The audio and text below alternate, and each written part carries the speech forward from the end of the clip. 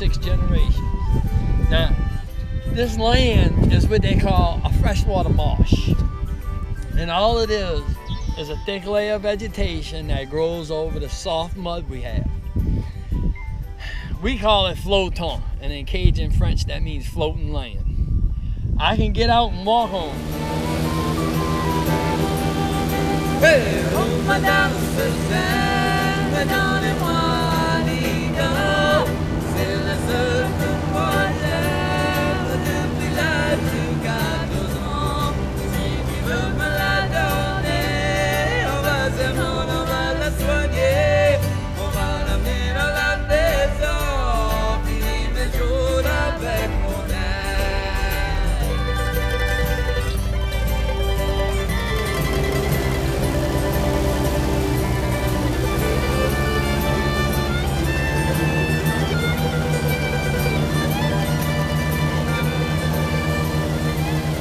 Cajuns first came here, they said, man, what better wood to build a boat with than a tree that grows in the water? Actually, they made a good choice because cypress doesn't rot. It lasts a long time. They got some houses in New Orleans over 200 years old made out of cypress, and that wood still looks like it looks when they first built it. But because of the moisture, because it's a fungus. But and it doesn't hurt the tree in any way. It doesn't kill the tree or not.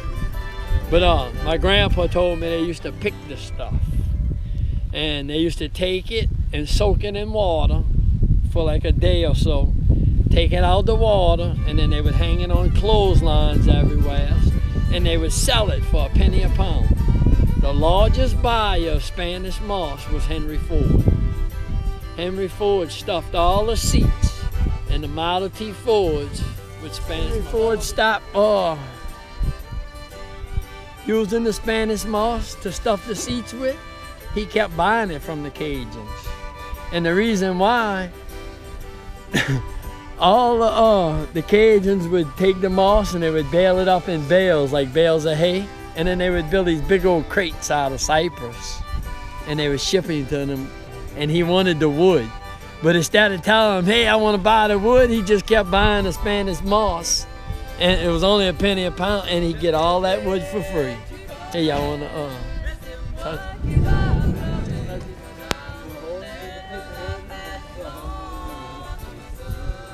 see how strong it is? Just imagine a 10-footer how strong it is. They are very strong.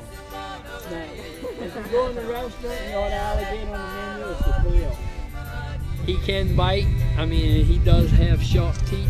Let's get him to open his mouth. Oh, yeah. But the teeth are real pointy, like a puppy's tooth. And you see my scar right here? What happens is, everybody's reaction, as soon as you get bit, is to hurry up and pull back. He can't take your finger off or nothing, but when you pull back, it rips, you know. How old is he? This one here is about 2 years old. Yeah, like that.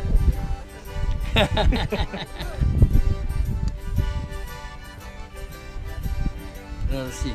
If y'all notice, you can't see down his throat. Yeah. Now you see that line in the back of his throat? That's a flap. And that way, when he goes after anything in the water, if the water doesn't rush down his throat and drown. If you ever notice, if you ever watch on the History Channel, alligators, when they get ready to eat something, they always leave their head real back. That's when they opening that flap up, so they can swallow their food. Remember the overbite I was telling you about? Well, you see how you can still see his teeth? Yeah. You can see they don't match up. Now the only difference between an alligator and a crocodile, an alligator has an overbite. The top teeth, when his mouth's closed, you can see the top teeth down. A crocodile has an underbite.